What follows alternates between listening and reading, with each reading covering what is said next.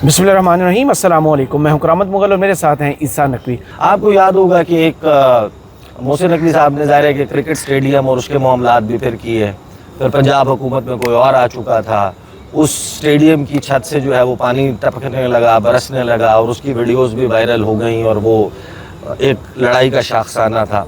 अचानक से क्या हुआ कि मोहसिन नकवी पीसीबी के चेयरमैन हैं और राना सनाउल्लाह जो नून लीग के इंटीरियर मिनिस्टर के टॉप कंटेंडर और कैंडिडेट थे, उनका क्रिकेट के ऊपर बयान शुरू हो जाते हैं। उनके स्टेडियम्स की तामीरात में नाकिस मटेरियल पे बयान आने शुरू हो जाते हैं और क्रिकेट टीम की कारकर्दगी के ऊपर ना सिर्फ राना सनाउल्लाह बल्कि मरियम नवाज के बयानिए की ओपनिंग बैट्समैन अज़मा बुखारी, वज़ीर इत्तलात पंजाब, वो बैठकर हंसी ठट्ठा कर रही होती हैं कि ये क्रिकेट की परफॉर्मेंस और ज़ाहिर है कि वो तनकीद सारी जा रही है मोहसिन नकवी के ऊपर।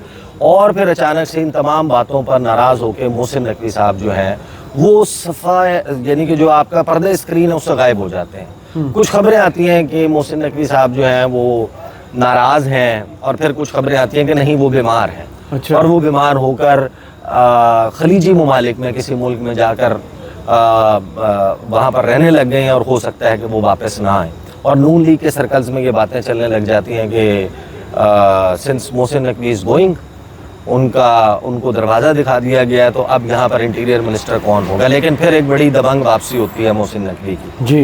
दरमियान में मोहसिन नकवी बैठे होते हैं, दाएं हाथ के ऊपर उनके नवाज शरीफ होते हैं, बाएं हाथ पे फासले से मरीम नवाज साहिबा बैठी होती हैं और वो एक लंबी तस्वीर जो है ना वो पैनोरामिक व्यू के साथ वो मीडिया को जारी की जाती है।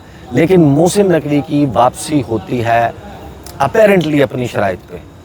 वो अपने ख़िलाफ़ बयानात देने वाले राना सनाउल्लाह के एरिया में उनके राइवल तलाल चौधरी को लेकर आते हैं as his junior minister, state minister, वज़ीर मुमलिकत बराए दाखिला।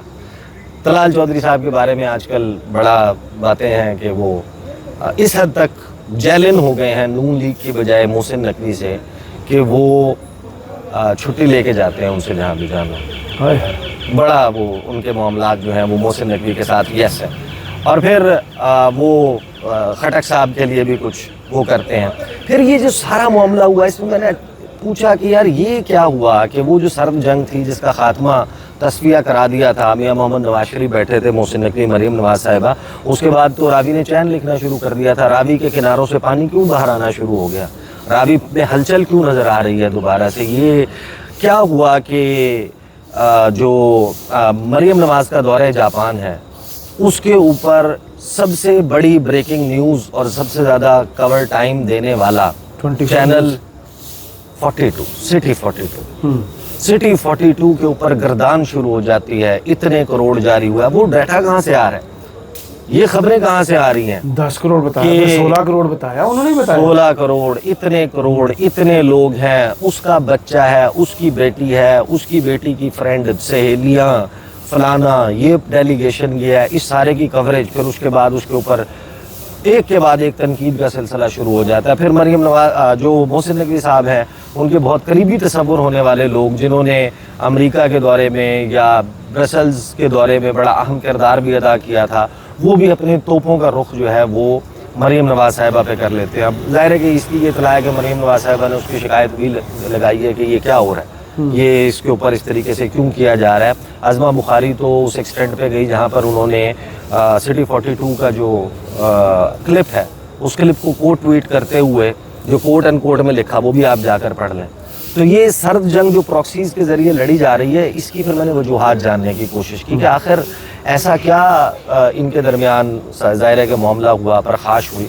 तो वो बहुत सारे मामलात से जुड़ा हुआ है। एक तो मुझे ये पता चला कि फॉर एग्ज़ाम्पल एक साहब हैं वो मोहसिन नकवी के बड़े करीबी हैं, उन्होंने कहा कि देखें ना, जितनी फील्डिंग मोहसिन नकवी साहब ने सेट की थी पंजाब में उस फील्डिंग का ऑर्डर तब्दील किया जा रहा है। अच्छा। और मोहसिन नकवी साहब ने अपने अरसे के दौरान जिन लोगों को डिस्ट्रिक्ट्स में मुख्तलिफ अजला में DPO, RPO, DC ये सारी चीज़ें दी थी तो उनको बड़ा उजलत में और बड़े अजीब व गरीब तरीके से तब्दील किया जा रहा है। फिर एक मोहसिन नकवी साहब के क्लास फेलो हैं ان کو ایک بڑی اہم جگہ کے اوپر چھوڑ کر آئے تھے، ان کو دربدر کر دیا گیا اور پھر ان کو یہاں پر مرکز میں اپنے محکمے میں اپنے انڈر جو ہے وہ لایا گیا. تو ان کے درمیان یہ ٹسل جو ہے وہ ٹگ آف وار چل رہی ہے. اس میں نے پوچھا کہ اس کی وجہ کیا ہے. دیکھیں ان کی انڈرسٹینڈنگ یہ ہے کہ محسن نقوی صاحب کا جو بزنس ماڈل ہے نا وہ ان کی شخصیت کی عکاسی کرتا ہے. اگر کسی شخص کو انہوں نے کہا کہ یہ لگتا ہے کہ محسن نقوی صاحب مرکز کی طرف زیادہ دیکھتے ہیں تو ان کا بزنس ماڈل میں 24 چینل کہیں بہت پیچھے ہے. ان کا اصل سچا پیار جو ہے وہ سٹی 42 ہے، لاہور ہے، پنجاب ہے اور اس کے معاملات ہیں اور اس کے لیے جھنگ بہت اہم ہے اور جھنگ میں انہوں نے بڑا کام کروایا ہے. اور جھنگ میں ان کے چاہنے والے بھی اور ان سے نفرت کرنے والے بھی ایک بات مانتے ہیں کہ انہوں نے وہاں پر تھوڑا بہت ترقیاتی کاموں کے اوپر جو ہے وہ بڑا فوکس اپنے کیئر ٹیکر چیف منسٹر ہوتے ہوئے کیا. لیکن یہ جو اکھاڑ پچھاڑ ہو رہی ہے وہ اگر جلد یا بدیر جب بھی الیکشن ہوتے ہیں یہ والے معاملات آتے ہیں تو ہمارے ہاں بیوروکریسی اور یہ سب کچھ بہت اثر انداز ہوتے ہیں. کچھ سیکٹریز تبدیل ہوئے ہیں، کچھ اور لوگوں کی اکھاڑ پچھاڑ ہوئی ہے، اس کی وجہ سے بھی کدورتیں اور رنجشیں جو ہیں وہ بڑھی ہیں. اور پھر اس کی بنیاد کے اوپر یہ لڑائی بڑھتے بڑھتے اس نہج پر پہنچی کہ اب بہت سارے لوگ اوپنلی نون لیگ کے سرکلز میں یہ باتیں کرتے ہوئے بھی پائے جاتے ہیں کہ پہلے سعد رفیق صاحب کے اوپر نظر انتخاب تھی سینٹ کے ٹکٹ کے لیے، لیکن اعجاز چودھری صاحب کی جو نااہلی ہے اس کے بعد یہ فیصلہ کہ رانا ثناء اللہ سینٹ کا الیکشن لڑیں گے. یہ بھی اسی سرد جنگ کا، اس ٹگ آف وار کا، اس رسہ کشی کا نتیجہ ہے کہ جس میں پھر کچھ قصے ایسے ہیں جو سیالکوٹ کے اراؤنڈ بھی دیگر معاملات کے اوپر بھی کیے گئے ہیں اور ان کے بارے میں بھی یہی بات کی جا رہی ہے کہ یہ ایک سرد جنگ ہے اور یہ کب ایک ہاٹ وار میں، ایک فیس ٹو فیس وار میں کنورٹ ہو جائے. لیکن بتانے والے تو یہ بتاتے ہیں کہ محسن نقوی صاحب اگر اپنا کوئی مقام تھوڑا سا ان کا ڈائلیوٹ ہو گیا تھا، کم از کم پچھلے 4 ہفتوں میں کچھ نہ کچھ ایسی چیزیں ہوئی ہیں جس نے محسن نقوی کا ایک بڑا پاورفل کم بیک کیا ہے. صحیح. تو اب ٹاکرا ہے بڑا زبردست. یہ جو تنقید ہے جو مریم نواز صاحبہ پر ہو رہی ہے یا جو خبریں سامنے آ رہی ہیں وہ اس لڑائی کے نتیجے میں سامنے آ رہی ہیں. وہ جو اندر ایک گروپنگ بنی ہوئی ہے اس کے نتیجے میں سامنے آ رہی ہیں. اب حاوی کون ہوتا ہے، آخر میں آخری کہا کون لگاتا ہے، لاسٹ لاف کس کی ہوتی ہے. کچھ چیزیں ظاہر ہے کہ میں نے ایسی ہیں جو اس میں نہیں کیسے ڈیلیٹ آؤٹ کر گیا ہوں جو اس لڑائی کی جزیات کے حوالے سے ہیں. کچھ چیزیں ہیں جن کے بارے میں لوگ بڑے تبصرے کر رہے ہیں. بہرحال یہ جو ٹگ آف وار ہے اس میں معاملہ وہی ہے کہ جو پنجاب کی بہت ساری چیزوں میں، بہت سارے فیصلوں میں اور نون لیگ نے ایک پرایا بنا کر اپنے سرکلز میں جو تانے بازی کا محسن نقوی صاحب کے حوالے سے کام کیا ہے، تو پھر اس میں محسن نقوی کا ایک جو لمبا کریئر میڈیا میں گزرا ہے اور میڈیا کے ان کا فرینڈ سرکل بہت وسیع ہے، تو وہ شاید پراکسیز چل رہی ہیں. نقوی صاحب یہ اچانک کیا ہوا ہے کہ جو زبانیں مریم نواز کی تعریفیں کرتے ہوئے نہیں تھکتی تھیں اب ان کے خلاف زہر اگلنا شروع ہو گئی ہیں، ولاگز بھی ہو رہے ہیں، پروگرامز بھی ہو رہے ہیں، یہ ہوا کیا ہے؟ دیکھیں 2 خبریں. خبر نمبر 1 تو یہ ہے کہ اس کے تانے بانے، ویسے تو ایوان اقتدار جو ہے وہ سازشوں سے بھرپور ہوتا ہے، اس میں ہر وقت بہت ساری سازشیں چل رہی ہوتی ہیں، بہت سارے لوگ ہوتے ہیں جو اقتدار کے خواہاں ہوتے ہیں اور مریم نواز کے بھی بڑے دشمن ہیں، دشمنوں کی کمی نہیں ہے. تو مریم نواز کی ایک طاقتور ترین شخصیت کے ساتھ، اور جب میں طاقتور ترین کہہ رہا ہوں تو طاقتور ترین شخصیت کے ساتھ سرد جنگ. صحیح. ایک تو ہے اس کی وجہ یہ، اور میں سویلین شخصیت کی بات کر رہا ہوں. اب آپ اندازہ لگا لیں خود کہ جو سب سے طاقتور سویلین شخصیت ہے وہ کون ہے. صحیح. کون ہے بتائیں؟ محسن نقوی صاحب. محسن نقوی صاحب. محسن نقوی صاحب کے ساتھ ان کی چل رہی ہے سرد جنگ. ایک ہوتی ہے دیکھیں کھلے عام لڑائی جس میں آپ دونوں آمنے سامنے ہوتے ہیں اور ایک دوسرے کے اوپر بھرپور ڈکلیئرڈ حملے کر رہے ہوتے ہیں. پر ایک لڑائی ہوتی ہے جو پراکسی جنگ ہوتی ہے جس میں آپ خود سامنے نہیں آتے، ایک دوسرے کے اوپر براہ راست خود حملے نہیں کر رہے ہوتے بلکہ اپنی پراکسیز کے ذریعے حملے کر رہے ہوتے ہیں. صحیح. اور یہ جو سرد جنگ ہے اب اس میں فاتح کون ہوتا ہے؟ مریم نواز ہوتی ہیں، محسن نقوی ہوتے ہیں. میں آپ کو ذرا بتا دوں گا کچھ چیدہ وجوہات جو نون لیگ کے سرکل سے کشید کی ہیں. اچھا. اور محسن نقوی صاحب کے قریبی جو لوگ ہیں کہ یہ آخر چل کیا رہا ہے اور ان کے درمیان کیا ٹسل ہو سکتی ہے. بھائی محسن نقوی جو ہے وہ اس سارے نظام کے کرتا دھرتا ہے, اس کو ظاہر ہے کہ ان کے بڑے احسانات ہیں نون لیگ پر. نون لیگ کو تو ان کے پاؤں دھو کے پینے چاہیے. ان کا جو اقتدار ہے وہ محسن نقوی کی کاوشوں کے مرہون منت ہے. بہت ساری چیزیں انہوں نے کی ہیں ان کے لیے. تو ان کے درمیان یہ جیلسی فیکٹر اور یہ سب کچھ کہاں سے آ گیا. لیکن پہلے بات کر لیتے ہیں اس وجہ پہ جو وجہ اب خبر گردش کر رہی ہے کہ وہ وجہ اب ختم ہو گئی ہے. اچانک سے خبریں آنے لگ گئی نا. کچھ تذکرہ ہم نے کیا تھا کچھ ویڈیوز میں, اشاروں کے نایوں میں بات کی جائے ٹھنڈے پہاڑ والے قصے, ٹھنڈے پہاڑ والے قصوں کی نا, تو اشاروں کے نایوں میں دیکھیں اچانک سے کوئنسائڈ کی 4-5 چیزیں جس نے سارا سیاسی منظرنامہ اس کے اوپر ایک نیا بھونچال جو ہے وہ کریٹ کیا. 500 ارب کی چینی کی کرپشن, 1700 ارب کی گندم سکینڈل, 2000 ارب کی 3-3.5 سال کی کرپشن کی فائلیں بن رہی ہیں. اس میں بیوروکریٹس ہیں, اس میں سیاستدان ہیں, اس میں جو ڈیولپمنٹ پروجیکٹس ہیں, ڈیولپمنٹ پروجیکٹس میں جو ہونے والے کک بیکس اینڈ کمیشنز ہیں اس کی فائلیں بن رہی ہیں, اور 500 ارب کی ریکوریاں ہونی ہیں. یہ خبریں آنا شروع ہوئیں. پھر 2050 ارب کی پیٹرولیم سیکٹر میں بے ضابطگیوں کی رپورٹس آنا شروع ہوئیں. یہ سارا کچھ چل رہا تھا, اور پھر اچانک سے فیصل وارڈا جو ہیں وہ جلوہ افروز ہوتے ہیں, جو غائب تھے اپنے اس مزاج, جس مزاج پہ وہ اکثر آپ کو نظر آتے ہیں کچھ عرصے کے بعد. اور جب کچھ اہم ہونے والا ہوتا ہے اور نہیں ہو رہا ہوتا تو وہ آپ کو اسکرین پر نظر آتے ہیں. تو انہوں نے آگے کہنا شروع کیا کہ جو کنٹینیوٹی کی راہ میں, تسلسل کے راہ میں آئے گا, رگڑ دیا جائے گا, فلاں ہو جائے گا, فلاں ہو جائے گا. اور پھر وہ عمران خان جن کے ساتھ تحریک انصاف کے لوگوں کی ملاقاتیں ہی نہیں ہو پا رہی تھی, کسی کی 3 مہینے سے نہیں ہو رہی تھی, کسی کی 4 مہینے سے نہیں ہو رہی تھی, کسی کی ہو ہی نہیں رہی تھی, کسی کی 2, اچانک سے اڈیالہ جیل کا دروازہ کھل جاتا ہے.